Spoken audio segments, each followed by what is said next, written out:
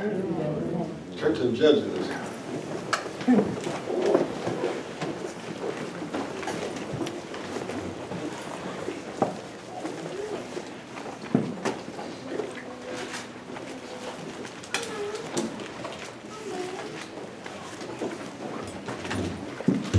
We are still, just going to say still, probably should stay, let's say we're entering into uncharted territory with God. I might add personally, spiritually, and physically. I haven't gone this way with God before. Not this way. He's been my healer from the day I got saved. And I thank God for the various healings along the way that have led me to this point. So with assurance that He's going to do this too.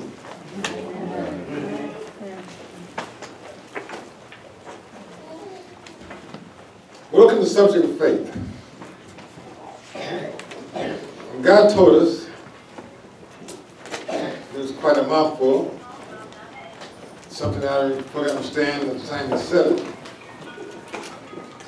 that we waited for the rapture all those years, but we never had a chance really to execute faith.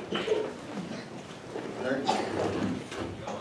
Shelley mentioned something yesterday, I should qualify. It didn't happen in 97.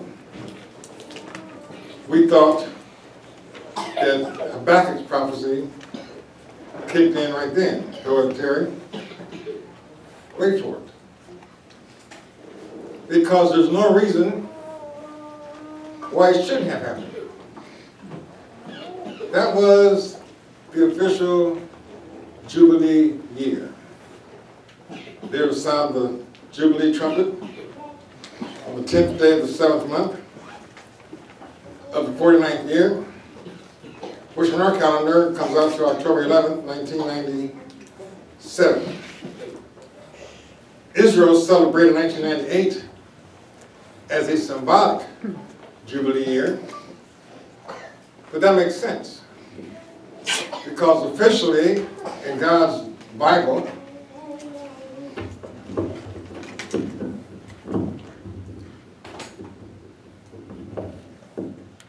officially in God's Word, Israel is not His people, and officially, He's not their God. You get that in the story? They told the prophet, Hosea, to take a wife from whoredoms, and the names He gave the children, Lo-Ammi, Lo-Ruhamah, the prefix meaning not my people, not your God. And that's the official position that Israel has been operating in. Not to mention the fact that they're also, as a nation, regarding Christ, the anointed, they're in a state of blindness. Paul says blindness has happened to Israel until the fullness of the Gentiles be come in. There are Jews being saved every day. I should say Israelites, Hebrews, being saved every day. The church on the Pentecost had no Gentiles at all. Referred to by Paul, later on in his writings, as the root being holy. He talks about the lump being holy. All Jews. Then about 14 years, God brought in Gentiles to the ministry of Peter, to the household of Cornelius, an Italian, which opened up the fullness of the prophecies given by the Old Testament prophets. A great salvation will bring both Jew and Gentile under one umbrella. That's the thing that Peter talked about. They looked into diligently to see what, or what medium, what vehicle God would use to establish such a phenomenal accomplishment whereby he could save Jews and Gentiles and bring them under one covenant, one banner. Well, the operational word for all these events is faith. I call Judges.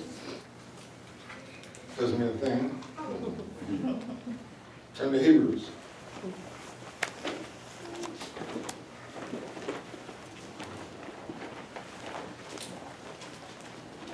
Chapter 11.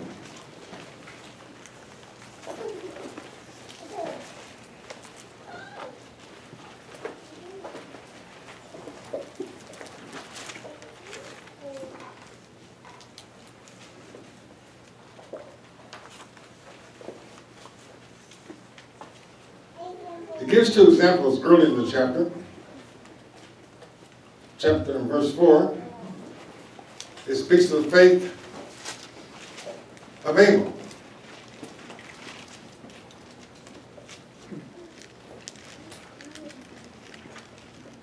It seems like faith requires very little in the way of physical exertion or physical accomplishment, and that's true. In the case of Abel, we have to contrast him with Cain. It says Cain brought to God the offerings of the ground, the first fruits of the ground. He's a farmer. He put a lot of work into what he gave to God.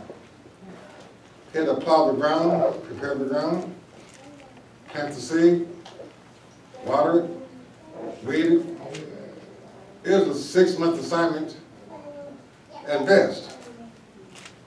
It was all over. He made a great display, brought his fruit, his vegetables, everything that he had produced, and presented to God for an offering. And unfortunately, most of the church is in the Cain mentality. We have this drive in us to give God something other than what he wants. To give God what we think God would like. Give us and ask you, what do you want? You tell them a pair of low heel red shoes. They bring a pair of spike heel black shoes. And then say, I thought you would like these. But you asked what I wanted. To make me happy, you should have brought me what I wanted. Be no guesswork. Abel, on the other hand, didn't put any physical exertion into his sacrifice at all. There were no months of watering and waiting for the sunshine and finding insects and so on and so forth, tilling the ground. His work was a one-day affair. He cut a lamb, killed it, and presented it to God. That was it. Something must have happened when they made their presentation. And I believe fire came out from heaven and burnt up one sacrifice, left the other sacrifice standing still. We know that God accepted Abel's sacrifice, but he rejected Cain and his offering. Unique about God, that God never accepts a person and not their offering, or reject a person and accept their offering. He accepts both or rejects both. And in Cain's case, he rejected Cain and the beautiful self-work offering that Cain brought to God.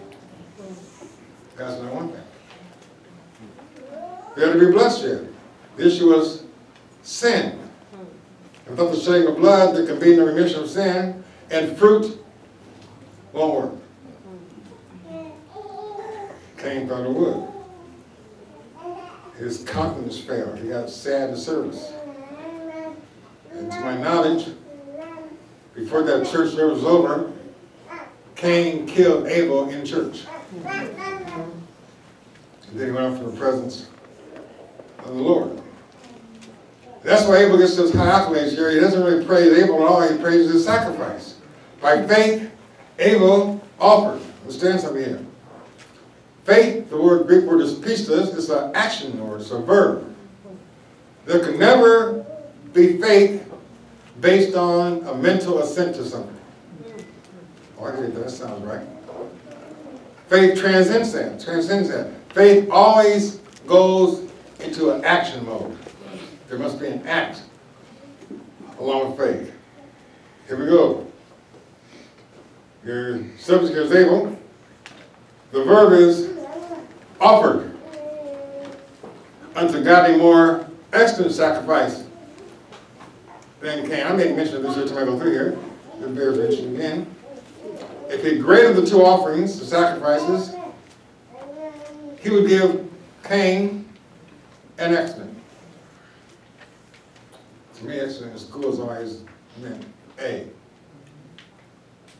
But he gave Abel an A+. God was not accepting A's. You sang a song in church a long time ago, 99.5 won't do. He went 100%. He told them, Jesus told the people back in his time, he said, except your righteousness exceeds that of the scribes and Pharisees, you shall in no wise enter the kingdom of heaven. And that was a jaw-breaking statement to them. They thought the Pharisees and Sadducees were shoo-ins to heaven. And he said, I want your works to be perfect. I cannot accept you into God's kingdom unless you have the same righteousness as God himself. You say, well, how do I get that? Well, he made a way. Fortunately, and it's the sacrifice he's talking about here. The sacrifice that Cain offered represented Jesus, by which he obtained witness that he was righteous. Unless God can witness of your righteousness, you have none. Period.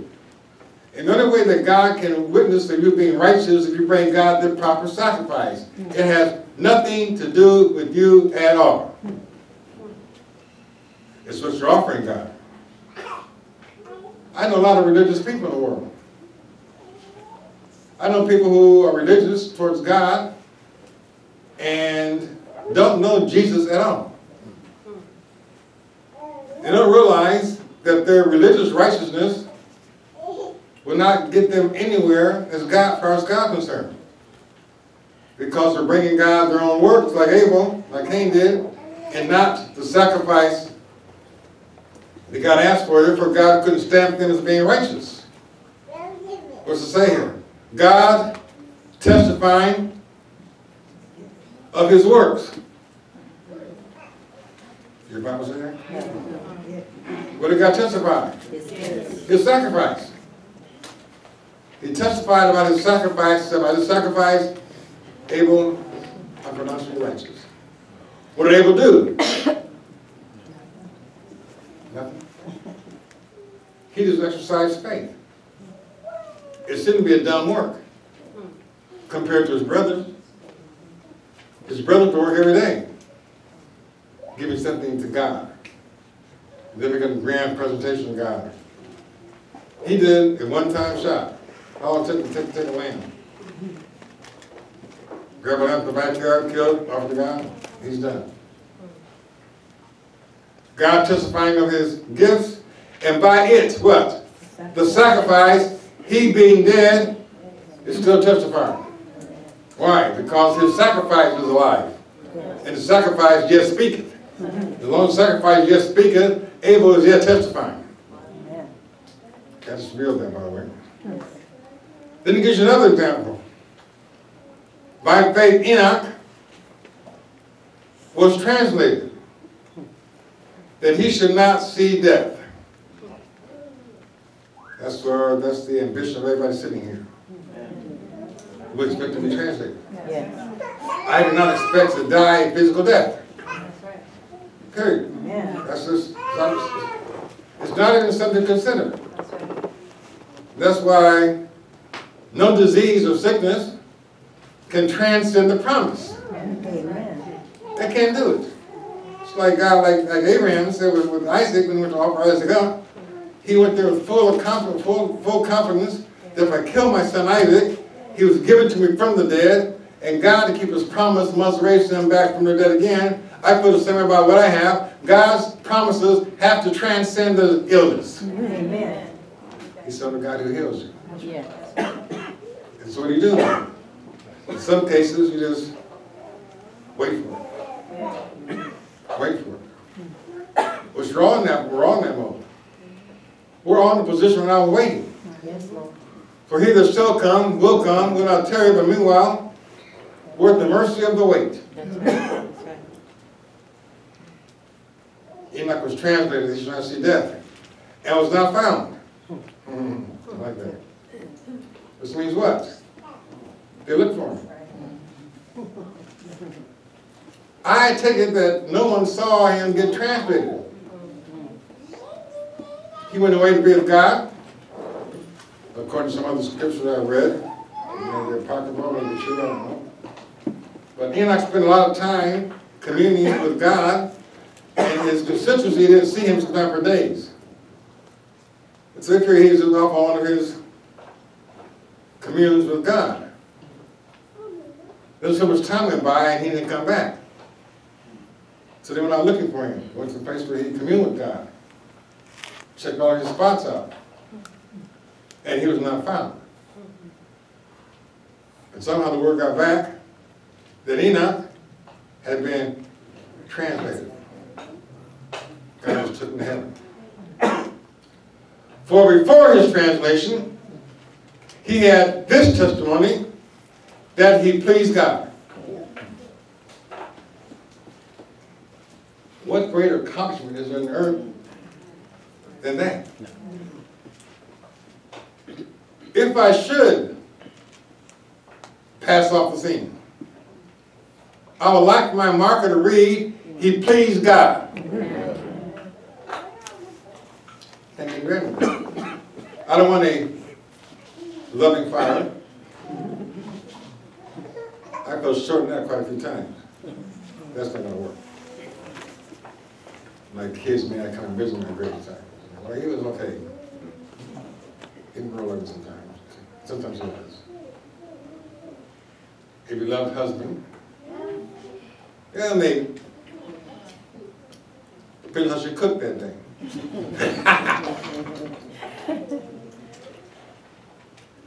But for to say that he pleased God, that's the ultimate. Yes, Lord. Then he tells you, in the next verse, but without faith, it is impossible to please him. Now, something so critical as that, it would behoove us to understand what kind of faith pleases him. It's a big one.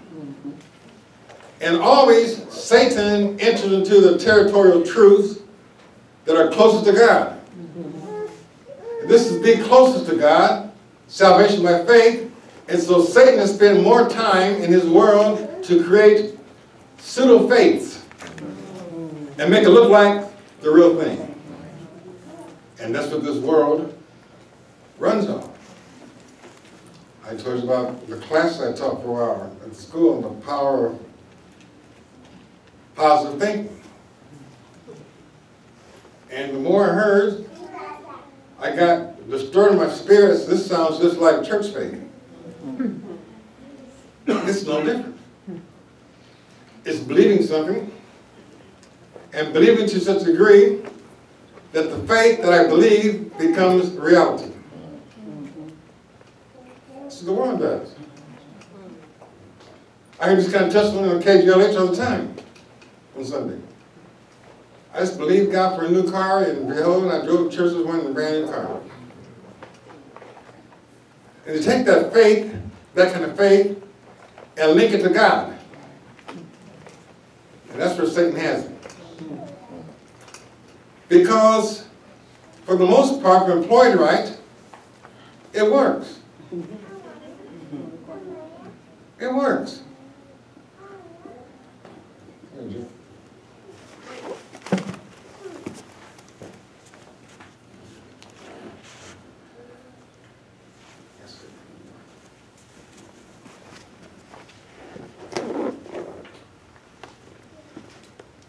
We talked about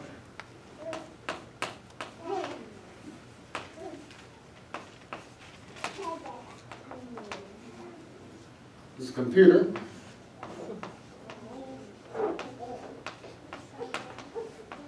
Still the most sophisticated computer in the world. Human brain. In the class I sat in on, they talked about how the brain works on 3 levels.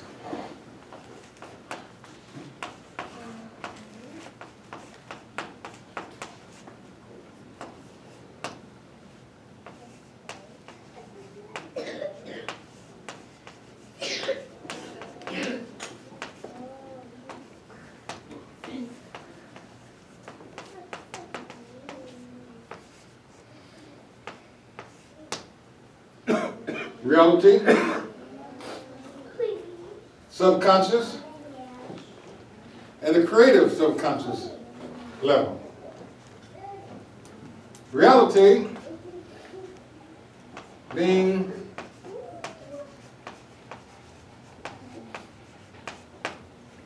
the moment we're in. Reality, I'm standing before you right now. In the past history, I got the chair. That's moments past. As we're actually talking about the exact second that we're actually operating in. Reality. And everything that happens in our world of reality, all 5 of our senses are all recorded with every experience you have in life. The other day we were watching a program on TV. Couldn't think of the actor's name. Sometimes I'm thinking for a name, I'll go through the alphabet. It was fun. If that doesn't work, I go through the second time, hoping it'll trigger something. And a lot of times it works. A lot of times it doesn't work. Invariably, though, the answer comes to me when I'm doing anything but that. I might be asleep, going to the bathroom. The other night, I don't know if I was dreaming it, was it for real, probably for real. I woke Shelly up. I gave her the name. She said, "What are you talking about?" I said, "Remember that name, that guy on TV the other day we were watching?" Like 2 days ago. So that was his name. She said, "Go to sleep."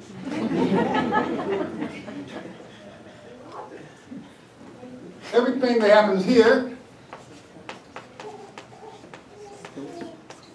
gets stored down here. While you're having the experience, what you're feeling, how you felt. The odor in the air. You've been outside among some pine trees of some sort. It takes the whole experience and stores it. One little glitch in this one though. It stores it all as truth.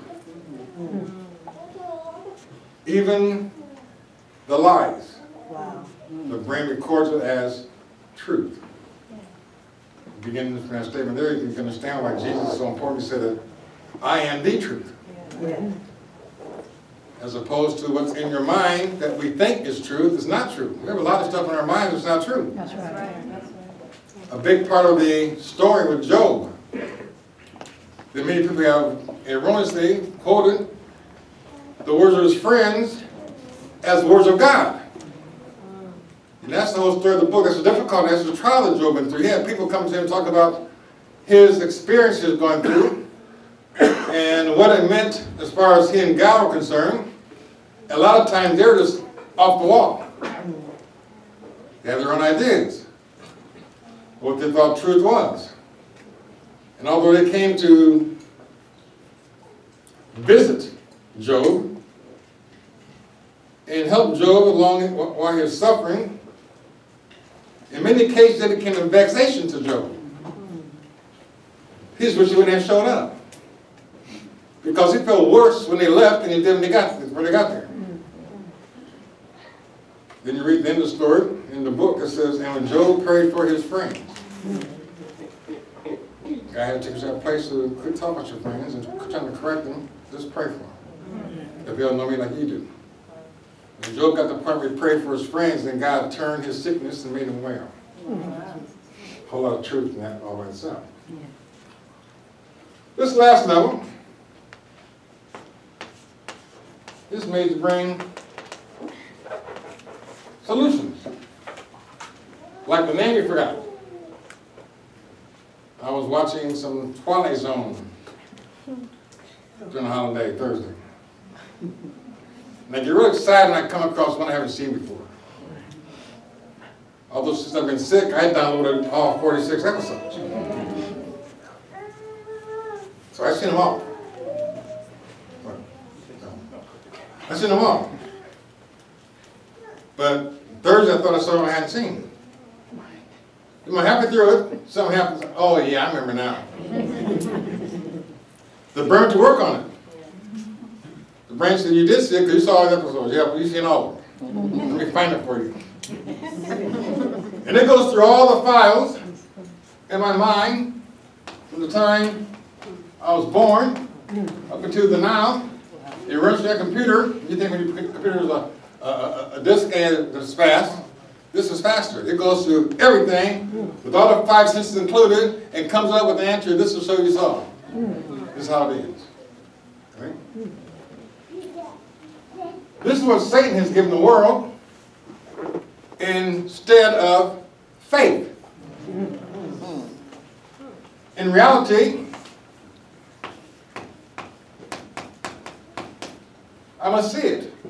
If there's a car I want, go to the dealership and look at it. Sit in the car. You got a dime in your pocket.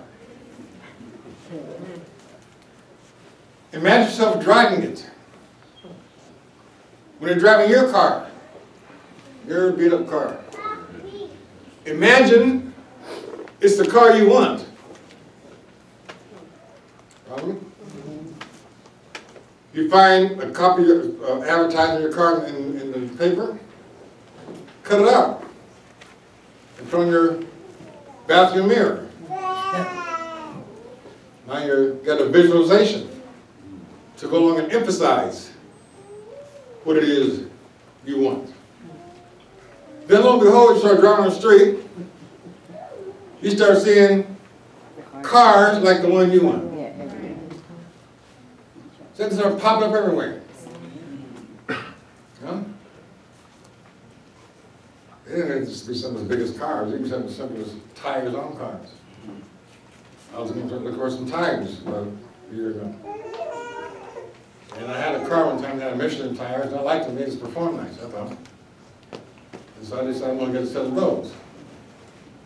And everywhere I'm driving, I get to a stop sign, to a stop light, and look at the car's tires.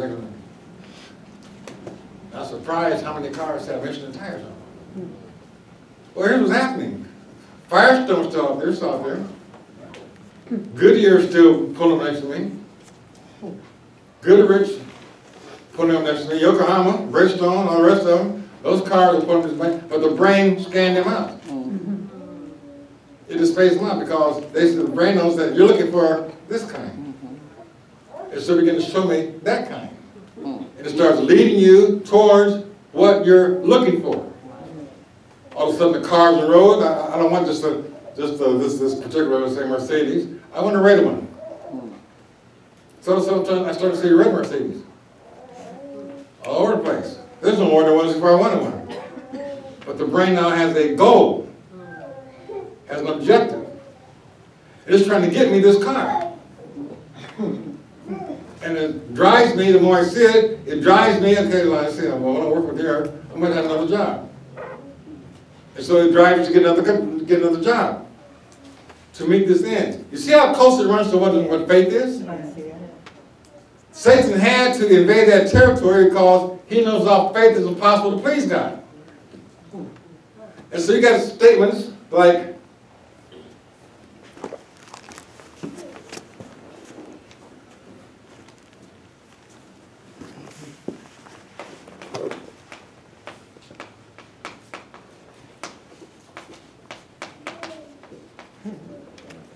you got to believe. If you live in New York, I can't think of what year it was now. The New York Metropolitans, one of the worst teams, worst baseball teams ever. That year, they were making a run for the pennant. And the phrase around New York was, you got to believe. Everybody had met pennants on the car. It says, you got to believe. That became your theme. You got to believe.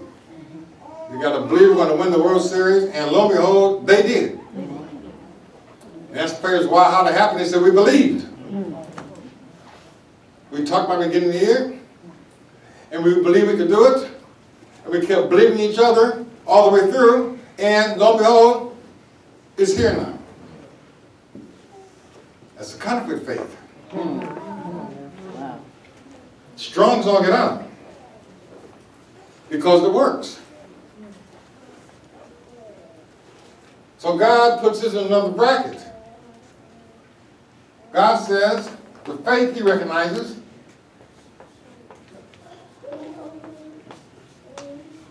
comes by hearing his word.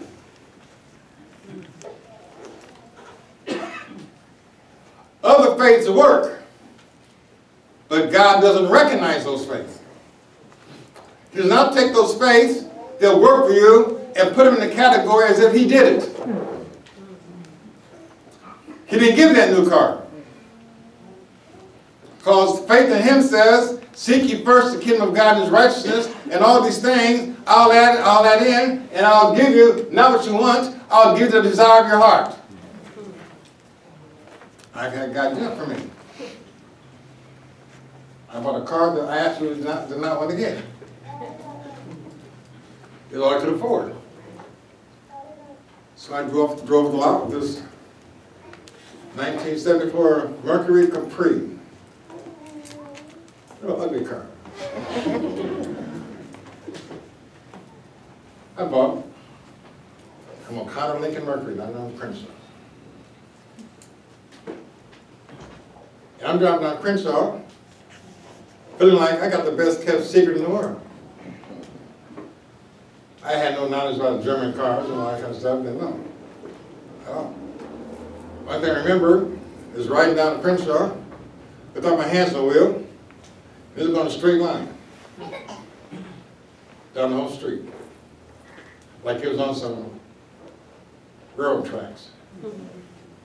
When I first heard the expression, riding like it's on rails, I was surprised to hear that expression because that's how I felt about the car I bought. That's the Lord, you knew what I like.